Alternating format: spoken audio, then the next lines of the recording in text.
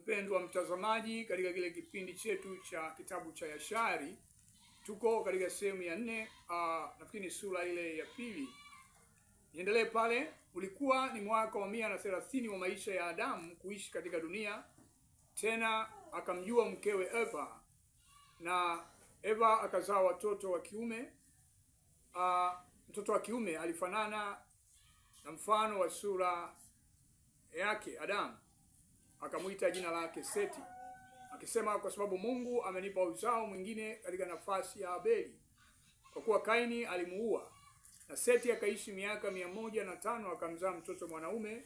Seti akamwita jina lake Enoshi, akisema, muda wa wanadamu kuanza kuongezeka na kujidhuru nafsi zao na mioyo yao kwa kukaidi na kuasi dhidi ya Mungu. Na siku za Enoshi wanadamu waliendelea kuasi na kumkaidi Mungu na kuiongeza hasira ya Mungu dhidi ya wanadamu, na wana wa watu wakaenda na kuitumikia miungu mingine, wakamsahau Mungu aliyewaumba katika dunia. Katika siku zile wanadamu walitengeneza vinyago vya shaba, chuma, mbao, mawe, wakainama mbele zao ili kuviabudu na kuvitumikia. Kila mtu alitengeneza mungu wake na kuinama mbele yake. Wanadamu wakamsahau Mungu katika siku za Enoshi na watoto wake, na hasira ya Bwana ikawaka kutokana na kazi zao na kufuru waliozifanya katika dunia. Mungu akasababisha maji ya mto Gihoni kuwazidia, akawaangamiza na kuwatoesha. Aliharibu theluthi ya dunia. Pamoja na hayo, wanadamu hawakutubia uovu wao, wala hawakumrudia Mungu. Mikono yao walielekeza kutenda uovu mbele za Mungu. Katika wakati huo kulikuwa hakuna kupanda wala kuvuna katika dunia. Kulikuwa hakuna chakula kwa wana wa wanadamu, na njaa ilikuwa kubwa wakati huo.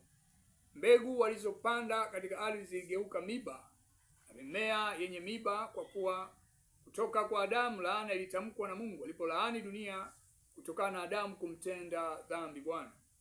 Kadiri wanadamu walipozidi kumwasi Mungu na njia zao ovu, dunia ilichafuliwa.